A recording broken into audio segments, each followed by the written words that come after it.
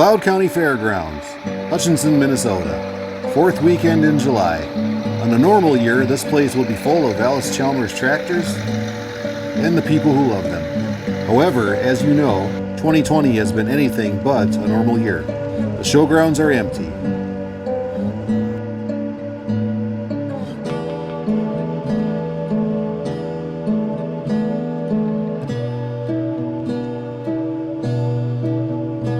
But there's still work to be done. The wheat is ready and it's time to harvest.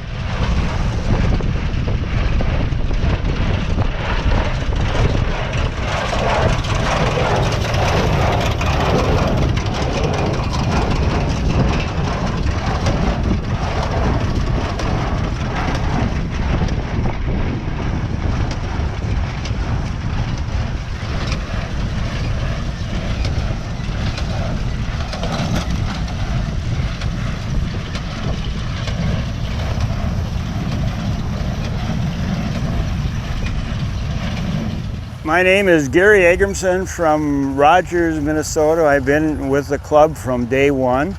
This is 29 years, I believe. Next year is going to be the national show. So this is the first time I've run this machine since I've owned it. It came from Iowa. Arlen Lepper and Laverne Meisel owned it. And they split up and then called me, and here it is. And this is the first time since 1998 that it's run in the field. We've been moving it in and out of sheds for many years, but today I thought it was a good day to test it and test me and test the machine. And everything worked remarkably well, and the operator messed up one time. I got the header in the dirt a little bit, but other than that, it worked pretty good. The grain sample is maybe not the best. We're going to work on that for next year.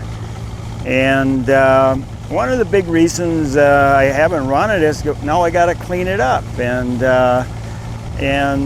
it's a big job. But I've got a big air compressor, and we'll blow it, and then we'll get a vacuum cleaner, and we'll clean it up, and then it'll go back in the shed. And hopefully next year we have similar circumstances with the national show. So a very rare machine, only built 1 year. Allis bought the Gleaner in 1955, and this was their competition to the Model 100. The Gleaner Model T? And it's a Gleaner Model T, and it was just a 1 year, about 500 built, and It's got a Ford 172 cubic inch engine. It's the same one that was used on an 860 Ford. 30 bushel grain bin. This has also got a scour clean on it. It's got a 3-speed transmission with a variable. And I just figured that out at the end. I thought it was going awful fast and had it in the fastest speed in the variable. So once I got that figured out, we could slow it down a little bit, because we had some pretty good grain out here in different spots. It was pretty thick, pretty heavy.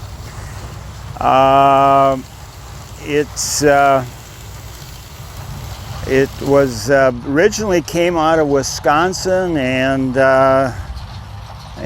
Laverne Meisel was a gleaner dealer, and he knew about this little guy, and when he had a want ad or something, and he went and looked at it, and they drug it home, spent a lot of time painting it. All the black you see here has been painted with a brush. The wheels have been repainted. Mr. Gilbert Buss came down from Canada, worked on it maybe quite a bit, I'm not sure. It's no longer with us, but I know he put a brake on it from a roto baler, and so there is a little bit of brake.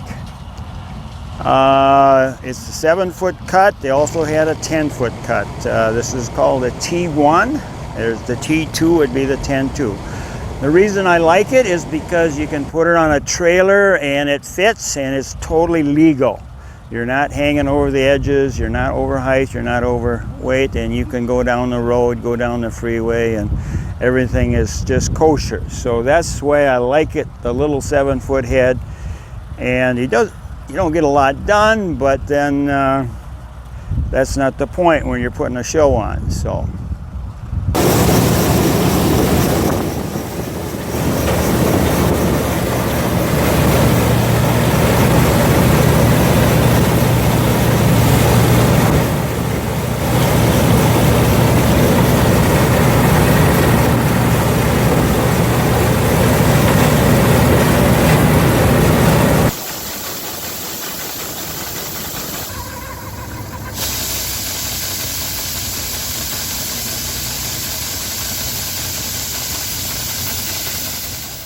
This is a prototype, or it really is the introduction or the start of a self-propelled swather. It was built down in, I believe it was Postville, Iowa, and Lawson Swather by a blacksmith shop. He made roughly 25 units. We're not positive of that, but that's the story I heard. And then sold it to Heston, Kansas, and now it's part of the AGCO line. So this is a prototype, kind of the introductory to self-propelled. Everything was kind of going that direction back in the 50s. Everybody was coming out with self-propelled combines, even had self-propelled balers, and why not a swather? So we had it out today, and again, this is the first time I've actually used it in a field. We did use it last year just a little bit. It's got a 2-cylinder Wisconsin motor. It's a manual start, and so far it's been very, very good to me. One little issue this afternoon, it started, flooded it, and we had a little issue trying to get it running, but once it runs very well. Roughly maybe 12 to 15 horsepower. Good little motor, and it's got a very, very unique drive system. There's no transmission really, no gears. It just tightens the belt up one way, and then you reverse it, you go the other way, and you can spin right around in a dime with it.